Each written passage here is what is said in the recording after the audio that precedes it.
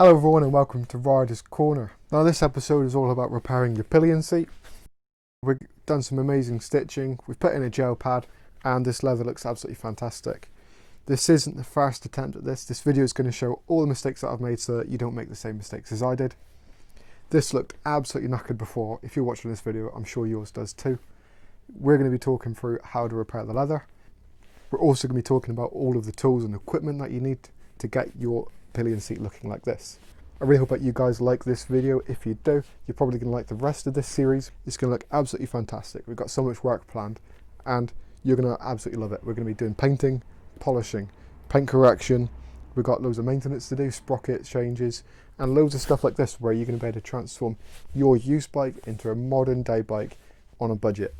Hope you enjoy this video, guys.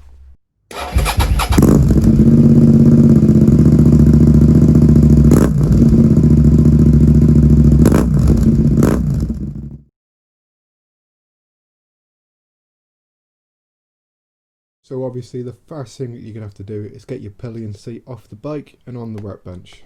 I start taking off the knackered leather using a flat bladed screwdriver. I didn't find a staple remover any good.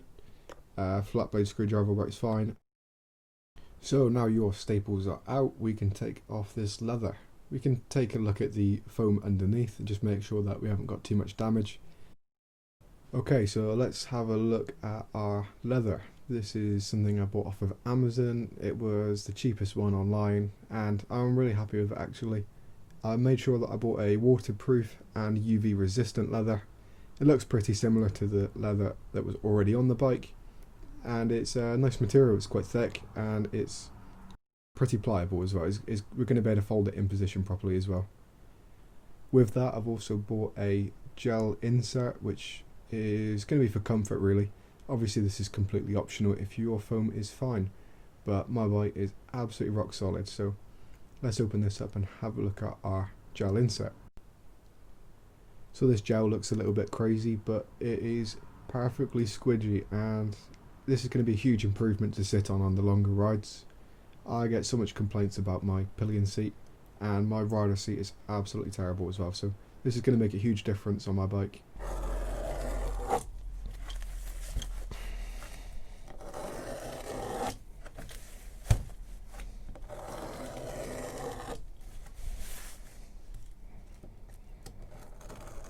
So as well as the leather and the gel, you're also going to need a staple gun, a can of spray glue, and a pair of scissors. So this can of spray glue that I've bought was just off of eBay. It was the cheapest one online. Looks very manly. And these pair of scissors, honestly there's nothing special with them. You could just use your household ones that you've got. I tried to buy some leather shears and these are pretty much just as good as the ones that I've got at home anyway. So the next stage is going to be cutting a piece of leather off of your seat. Obviously you're going to make it much bigger than what the seat actually is. We need enough just to fold around it and we trim off all the excess later anyway. So I actually used a Stanley knife for this and not the scissors. I don't have a preference. I think the Stanley knife cuts straighter, but the scissors cut easier. We do need the scissors later for cutting the gel, so I would recommend making sure you have a set ready. But Stanley knife works absolutely fine for this, especially if you've got a cutting surface big enough to cut this leather. Okay, perfect. You just want to make sure that this leather is going to fit around nice. You want to make sure that you've got plenty spare. And then we're going to move on to fitting this gel. So you want to begin by marking out how big you want your gel pad to be on your seat itself. What we're going to do is to get rid of this, we're going to need to put some extra lines in to cut down. So I've just made a couple extra just to square it off and we can cut these out with the Stanley knife later. So just a tip for cutting this out, I set the depth of my Stanley blade to the thickness of the gel itself and that way you don't cut too far through. So you just want to cut to the actual handle of the blade. And this way you're not going to cut too much away of your seat. So this stuff is actually quite a pain to cut and I'm not going to lie, I probably could have done a better finish if I used a different tool.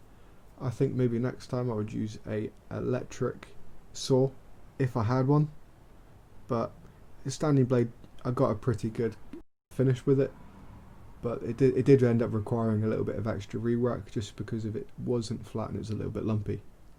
If you got the ability to cut that perfectly straight using an electrical saw or maybe a pair of scissors, give it a go, but the standing blade does work.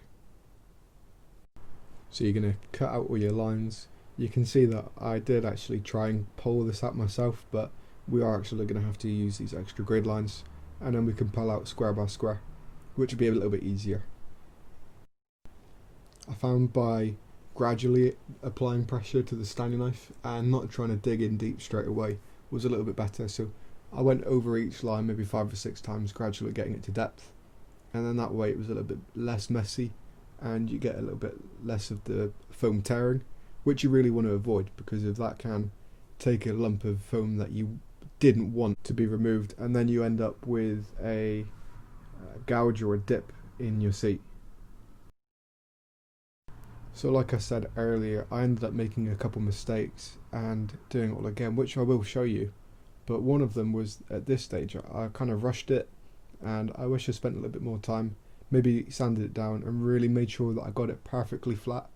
I do actually have to come back to this and get this area looking much better, because it really did show through in the leather. Any sort of lumps will show through, guys, so make sure you spend a little bit of time, get this perfectly flat. So once you've done that, you can smooth off everything, grab your gel pad, lay that over the top, and because you can see through it, it's quite easy just to mark out. We'll get to cutting this next. I used a Stanley blade and it was absolutely dreadful. It barely cuts it, it just stretches and pulls it. This blade is sharp, so I ended up using a pair of scissors in the end, which actually cut through really nicely. So that's definitely a top tip, use a pair of scissors for cutting up your gel. This is such a crucial stage of this that you really want to make sure that this fits in really flat and nice, and you just want to make sure that you're completely happy with it, because everything does show through the leather. Okay, perfect. So when that is nice and flat and you're really happy with how the gel is sitting, you're going to spray it up with the spray adhesive. So you need to spray your insert and your seat. Once you've sprayed it, you've also got to give it a couple minutes just to go tacky. The overspray from this type of glue is really annoying. You won't be able to see it, but anything that you put on top of it, you get the colour from that, and it'll just bed into your workbench or your hands or your clothes. So once that gets nice and tacky, you're going to chuck that back into the seat. Make sure it sits nice and flat, tuck in all your edges so that it sits in nice and flush. So in this next part of the video, I get my staple gun that I bought off of eBay and I try and stick these corners down nice and flush using that. And that did not work at all. I ended up using duct tape instead, which worked much better, but you still can see the lumps and bumps through the duct tape, and it ends up looking absolutely terrible. I was really worried whether this eBay staple gun would actually be able to puncture through just the leather, so I gave it a test run and stapled my old seat to the workbench. This staple gun, even though it's just from eBay, is definitely man enough to get through the leather and into the plastic of the seat underneath. It works perfectly fine.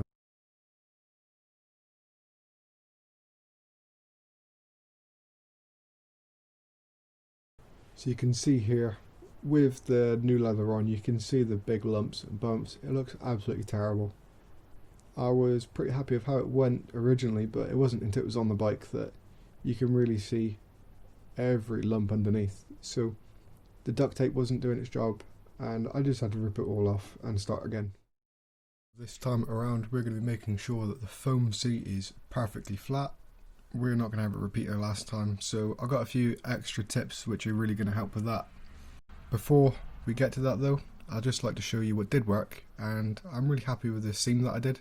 You want to make sure that this side is overhanging by maybe ½ inch, and then this side is going to fold over, and that's going to fold down and create a really nice seam. So we're just going to take this leather off. Underneath you will be able to see the duct taping that I've done. I did a patchwork job where I kept on adding layers trying to smooth off, and none of that really worked. This time we've got a much better idea, and I'm looking forward to showing you that. I hope that you can ignore the writing that I've got here. This is just for a picture on my Instagram account, which I use to talk to you guys and get feedback off of you.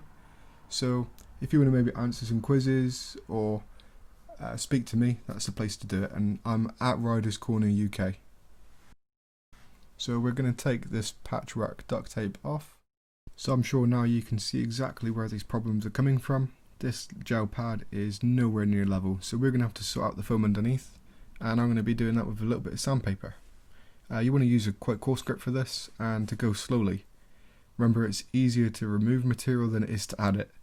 Mind you saying that, we do actually have a few low patches, so I'm going to be showing exactly how to add material if you have to. So you can see the dip of the low patch, and you can see where the high patches come from.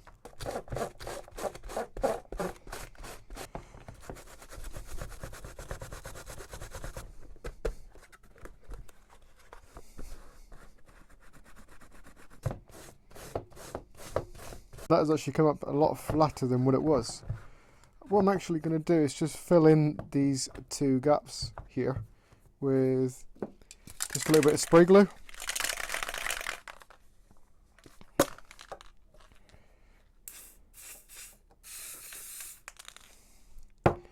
And I'm just going to put in some of this extra foam, run it in flat, and then try again.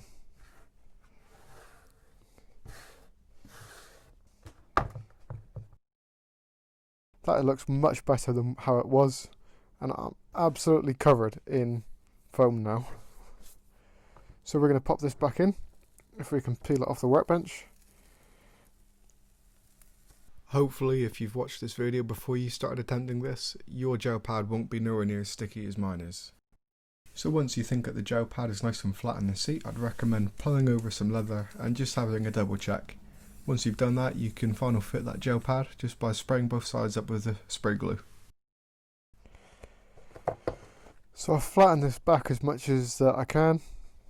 We're going to put this over the top and pull that nice and tight, and we're nearly there. We're nearly lump free. I've just got a little high spot here, which I think is just that.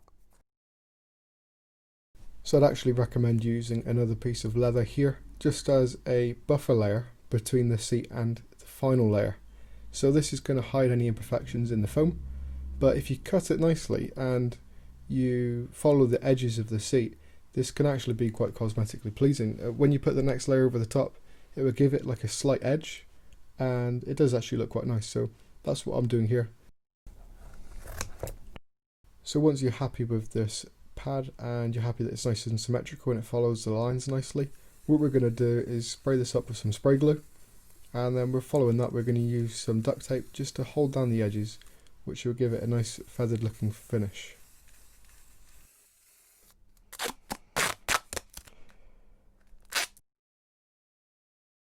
Any creases will be seen, so make sure you pull it nice and tight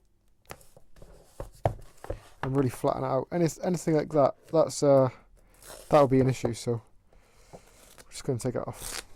So something that I wasn't actually that happy with on my first attempt was you could still see the creases from delivery, from where it was folded up in a bag. So I actually tried using a hot air gun to get some of these creases out, which didn't work as well as using an iron. But obviously it's quite difficult to iron leather, so what I did use was just a rag over the top, a microfiber towel, and that made it much easier to iron.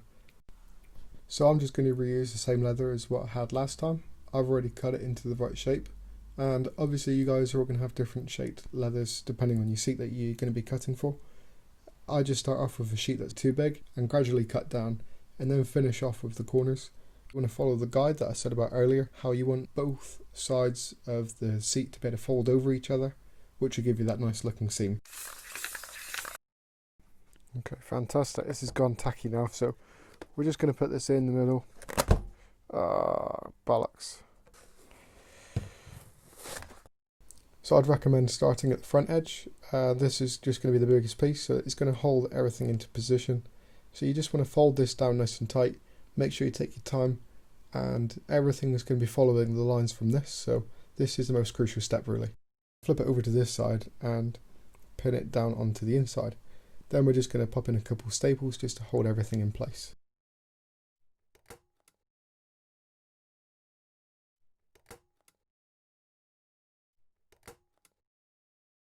Once you've done that, we're going to staple in these corners. So the front edge, you're going to fold that over and then bend that down around the seat like that.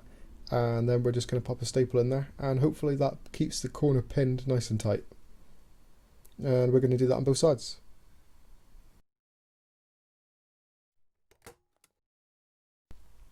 So now you've done that front side, you're just going to do the side pieces. So you're going to pull that flap down and up and pin it in position.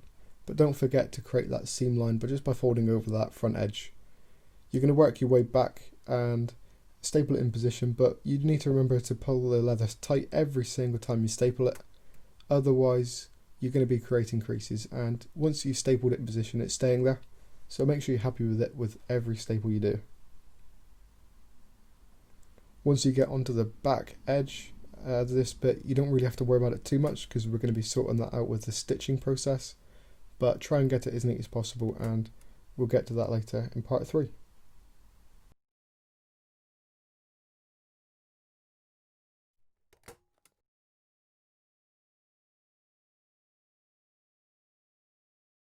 Obviously you don't actually have to stitch up if you really don't want to. If you're happy with how the seat is looking already, this is a perfect place to leave it. But you can actually have a really cool looking custom seat just with an extra couple hours work. I'm going to be showing you step by step how to do it all, and I've got no experience with sewing, so I'm going to be showing you again all the mistakes that I've made, but ultimately you guys can do this and follow along. I'm going to be using a blue thread which is going to match the bike really nice, and I'm going to show you exactly how to do everything from there. Okay, so I really hope that this doesn't put you off doing the stitching side. It really can take your seat to the next level. So I'm going to show you exactly how to do it in this guide. So you're going to punch your holes out. You want these to be nice and square, nice and even. And what you're going to do is you're going to get a piece of string which is roughly 5 times the length of the stitch you're planning on doing. Like I said, I'm going to use blue. And you're going to pass it through the top of this one, and you're going to bring it down through underneath and out of this one. And then you're going to bring that so it's half through each way, and then you're going to pass it through again. So that will give you a nice double loop up the top. I started from the right hand side, and I would come out of the top of that and down that hole. So that gives you this cross. So now this this thread is now coming out of here, and it's just poking out the bottom of there for now. You're going to take that needle and put it to one side. Then you're going to be doing it from this side. So you can have a needle on either side of this seam. You're going to bring that from the top of that and then bring it down that hole. What's going to happen now is this thread is going to be coming out of this hole, and this thread is going to be coming out of that hole. So when you push it through this one, you're going to be poking it out of there. And then you've started again from the top. So now you can go from the right hand side. So you're going to come from here, and then you're going to go down that hole and out of there, and then you're going to come from here, down this hole and out of there.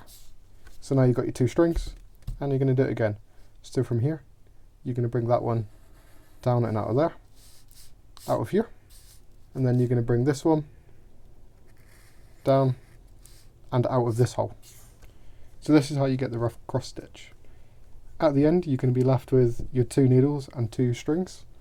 What I do is just bring one of these that's coming out of here around again, so you've got this double loop again, and then you can tie the knot either underneath the seam, or what I did was I would bring this whole stitch around the bottom of the seat so that you don't see the knot at the end.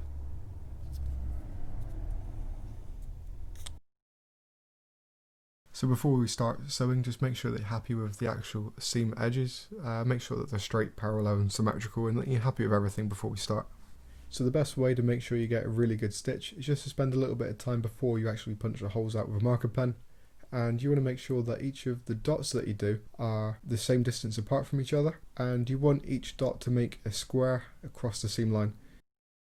So I've just got a basic sewing kit, but something I did actually need was something to punch holes in for the leather. So I actually punched this out with a pick set that I've got, but if you've got a really big needle or anything else that would do the job, feel free to use that. So here I've actually just been using a hook on the other side because we got 2 layers to get through from where we folded this over. So at least with a hook you can actually hold it back and get through both layers. But I'm really trying to make sure that all of these line up really square. But you know, this is my first time doing it. I'm giving it a go. I'm no good at stitching, to be honest, but how hard can it be? If I can do it, you can do it. So we're going to get 2 needles and our string. Okay, this has probably got to be one of the most boring things for you guys to watch.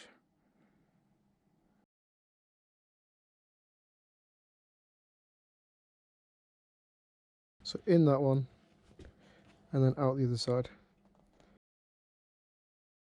We're going to get it all the way through, and then put another needle on the other side.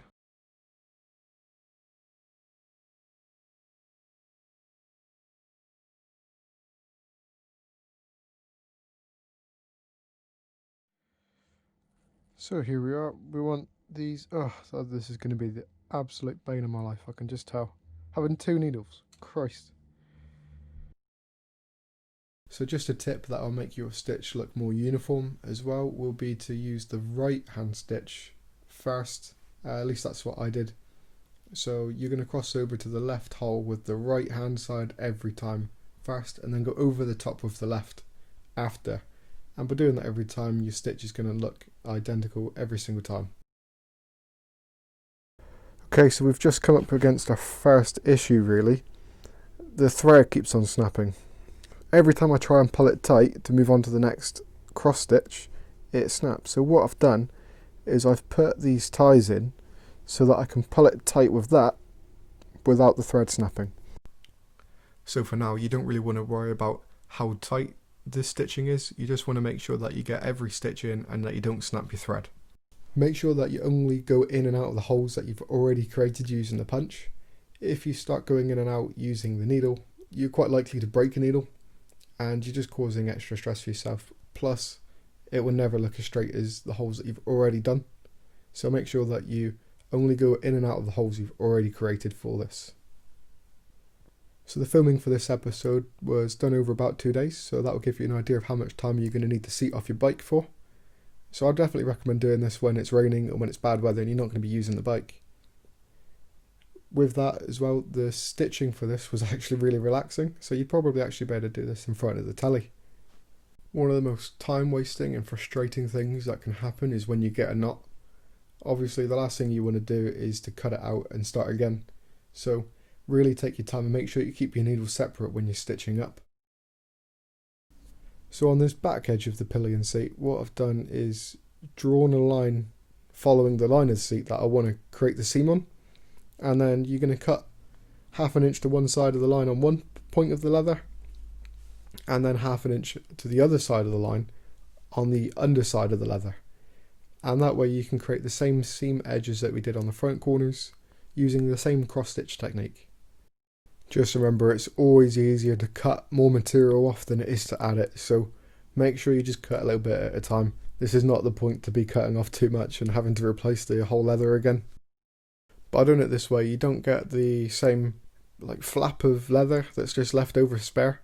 It's all cut in nice, and it's a nice sealed seam line, and it just matches the rest of the seat. I was actually really happy with how this turned out.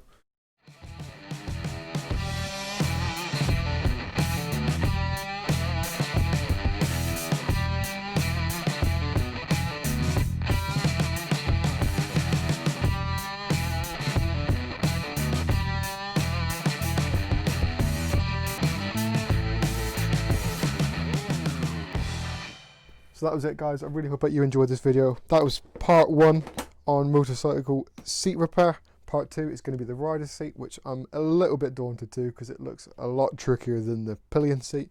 I'm not sure if there's going to be so much sewing, guys, so I'm sure it should be fine. If you think you learned something today, please leave a like. It really does just let me know that I'm doing things right. I'm not the most experienced person. I haven't done this before. If there's something you think that you can add, please let me know before part 2 so we can add it in that video. Also, if you're thinking that you're going to do this on your own bike, please let me know. You can talk to me in the comment section, or you can hit me up on Instagram at Riders Corner UK. I'd even just love to have a chat about your bike as well. I really hope that you enjoyed this video. Like I said in the intro, we got such a huge build coming up. If you like this sort of thing, we've got so much coming out. You're going to absolutely love this channel. If you like this sort of video where we turn our used bike into a modern day bike, please don't forget to subscribe. We've got so much more content like this coming up. Hope that you guys really enjoyed this video. I've been Ryan from Riders Corner, and I'm out.